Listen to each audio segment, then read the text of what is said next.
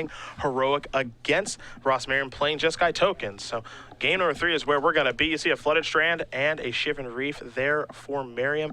On Lossett's side, of course, the white bordered basics helping us here in the booth, in the plains, and then a Temple of Enlightenment as he does finish scrying. So we'll take a look at these players' deck lists as Merriam takes his 3rd turn of the game. Yeah, a ton on the line here. Remember, this entire pod, all the players are 1-1 going into this. So the loser of this match will play in the elimination round, whereas the winner will be safe, moving on to later in the day, if not to day 2. Why don't you see what Ross can put together here as he's going to sacrifice a Flooded Strand. So maybe we have a Raise the Alarm coming in just a moment from him. But it'll be a Temple of Triumph instead. We are being informed now that Jim Davis did get the job done over Derek Sheets. 2-0, so Blue White Control does take down Abzan Reanimator. So Davis with a 1-2 finish to the pod, not what he was hoping for, but did pull it out in the end. For Sheets, that 0-3 finish will put him into an elimination match. Yeah. Heliod's Pilgrim here for Lossett. He's going to go searching, and we're going to see what he will be searching up in just a moment here. It'll be a copy of Ordeal of Thassa. And in just a moment, a passing of the turn back Merriam's way.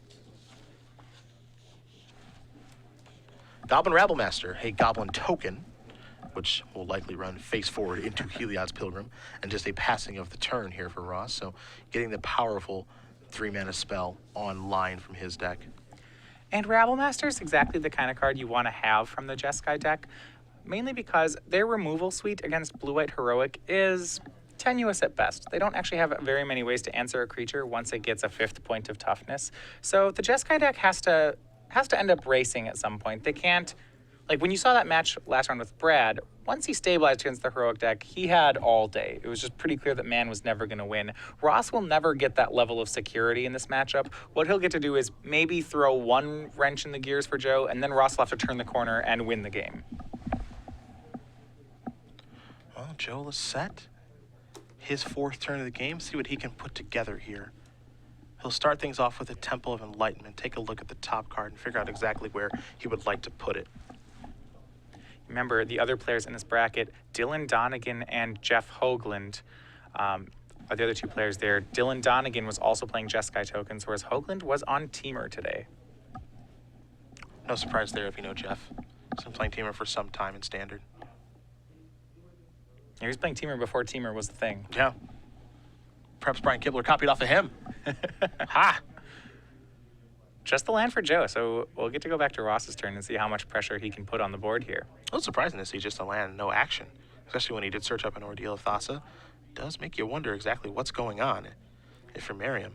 Well, it's a really scary spot for the Jeskai tokens deck to be in, really for both players. Both these decks play a lot of instant speed cards. No one really wants to tap out here, but both of them need to try to win the game. So there's this delicate balance of applying pressure and at the same time leaving mana up for your spells. You want to talk about applying pressure. That's exactly what Jeskai Ascendancy will do. That's going to come into play. Merriam going to follow up with a Temple of Triumph. Top card going to stay on top, and Ross will pass the turn back over to Joe. Joe will untap the Temple of Enlightenment. It's time to draw a card, and we'll see what Joe can put together on his 5th turn of the game. His turn 4 was very unexciting. Well, that was a big move by Ross Merriam. So in the situation that Joe had a stubborn denial, Ross didn't even have an untapped land to go with the Jeskai Ascendancy, so it didn't matter that it didn't have ferocity. That would have countered the Ascendancy and been a huge blow for Ross as he has to spend this turn tapped out. But Ross took the risk, and I think he's going to be rewarded by it next turn. Well, there's a favorite Hoplite. Tranquil Cove will gain Joe a little bit of life. But what is he setting up? You can see 2 Defiant Strikes in his hand. He's got some stuff over there. We know about the Ordeal of Thassa. You can see God's Willing. You can see Heliod's Pilgrim. And there's an Aqueous form as well. So he's got a lot of options. He's just pacing the game in a kind of weird fashion. Joe had a hand with a lot of auras in it, a decent number of spells, but didn't really have a good creature to put things on. His first creature of the game was Heliod's Pilgrim, and he's not thrilled about suiting that card up, as you'd prefer to be enchanting something else. Well, there is Aqueous form. Trigger Heroic, of course. That'll make the favorite Hoplite into a 2/3. Joe's going to try to get this favorite Hoplite out of removal spell range. So he's playing the Aqueous form on his own turn to be as efficient as he can with his mana. Remember, once it gets to a 5th point of toughness, it's hard. Ross will be forced to have one of his sideboarded Glare of Heresies if he wants to remove it. Which he does have in his hand currently. Caught a glimpse of that. Also has a Lightning Strike. You can see another copy of Jeskai Ascendancy as well. A lot of options here, but the big trick when playing this Jeskai Tokens deck is how do you sequence your spells, especially when you have Ascendancy in play, and you're playing against a heroic deck that does have mana available, which can mean a ton of things are available. God's Willing, Stubborn Denial, Feet of Resistance, and who knows what else. Well, now that Ross has an Ascendancy in play, it does mean that Ross has the inevitability. The amount of value he'll get off that Jeskai Ascendancy will eventually overpower what Joe's doing. But you're right, Ross still has to be really careful with his sequencing here. 3 mana. Is it perhaps time for another Jeskai Ascendancy? He's actually going to go with a copy of Hordling Outburst, trigger the Ascendancy. So it's time to draw and discard first. And we'll see where he goes from there. And I like the play by Ross. He could set up for a really big late game with another Jeskai Ascendancy, but by first playing Hordling Outburst here, I think he's done a much better job in that he's recognizing that he has to win. He can't actually wait forever here, so he's going to need some creatures on the board. Let's see what he wants to discard. I'll go with Glare of Heresy. Ooh, wow. And a card that's so powerful in this matchup. If I'm Joe, I'm not. I'm worried. Yes. You know, you just put your first aura on a white creature, and your opponent starts discarding Glare of Heresies. That's worrisome. It means he just doesn't care about your game plan. I would be terrified.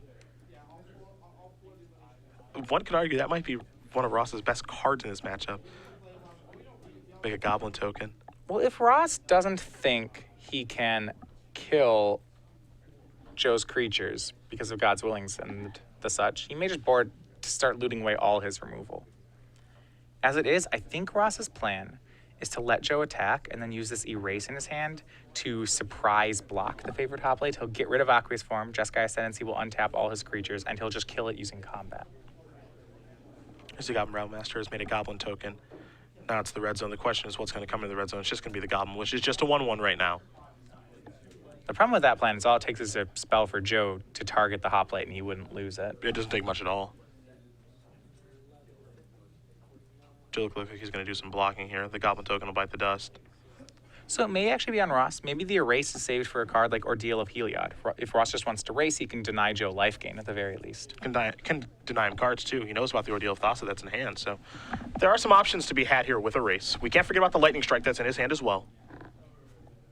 You talk about a racing situation. That can allow him to, of course, burn Joe and then untap all the creatures to block if necessary. So not just a racing situation, but an E-racing situation. yes.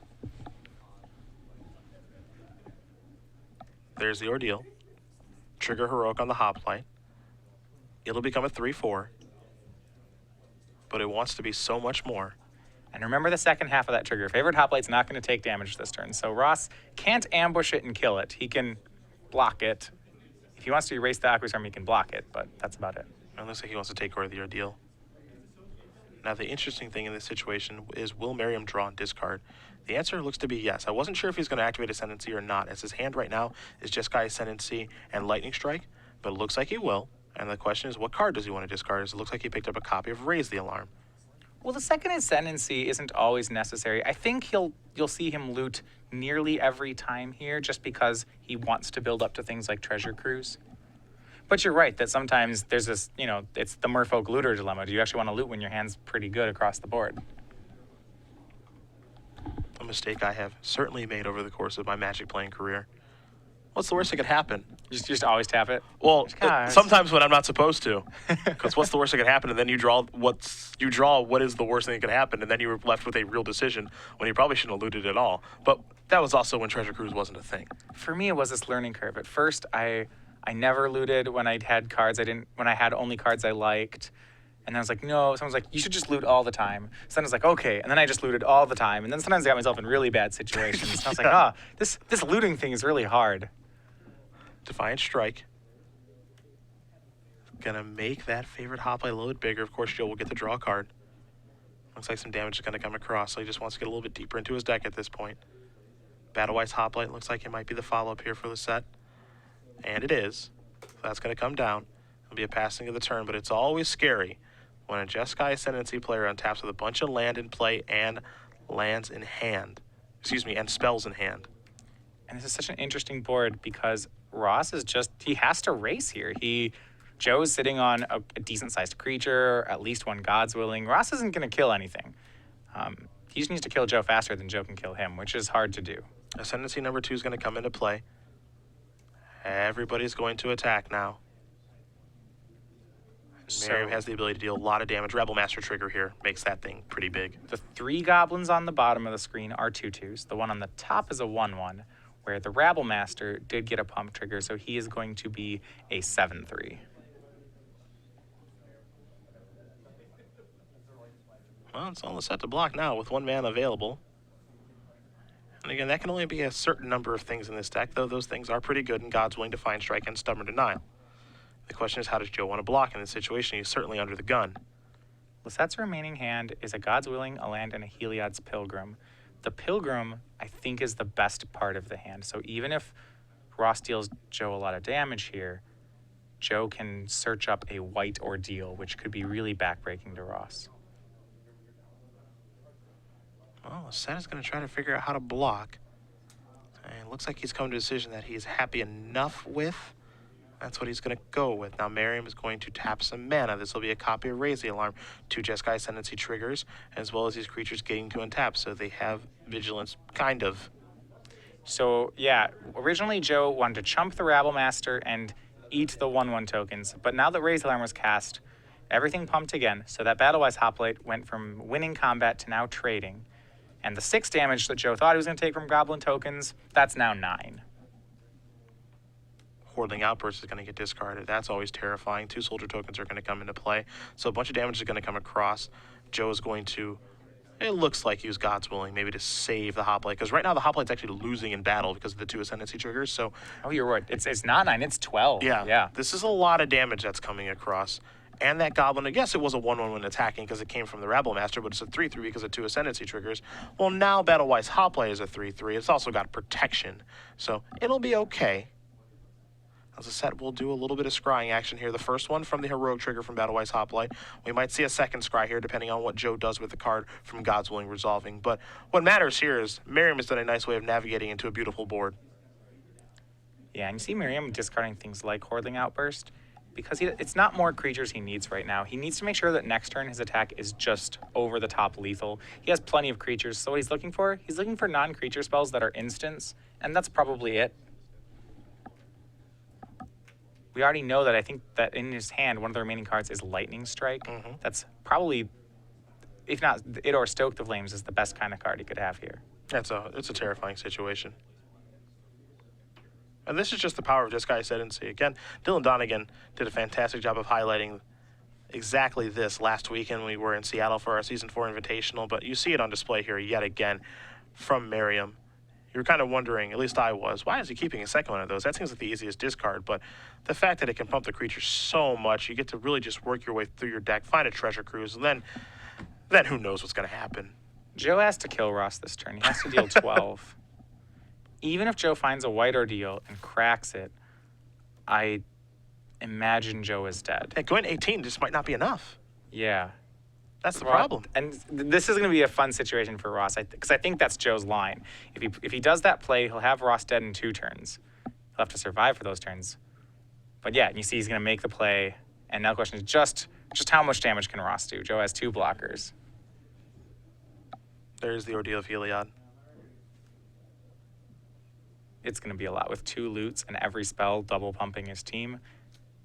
It doesn't take much. It doesn't take much. And if one of those cards that he finds is his treasure cruise, I can't imagine we're going to play another turn, but he doesn't have one just yet. Ordeal's going to come in. Of course, it'll trigger the Heroic on favorite Hoplite.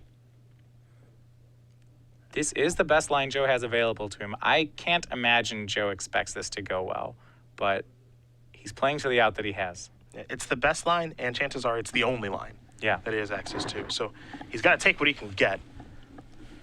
And we'll see if what he can get is good enough. Maybe Ross looted to a land. Maybe he discarded his last card's a land. It's unlikely, but For you got to hope. Yeah, for some reason, I find that extremely unlikely. Banaway's Hoplight's feeling a little frisky. Top card going to go to the bottom here from Aqueous Form.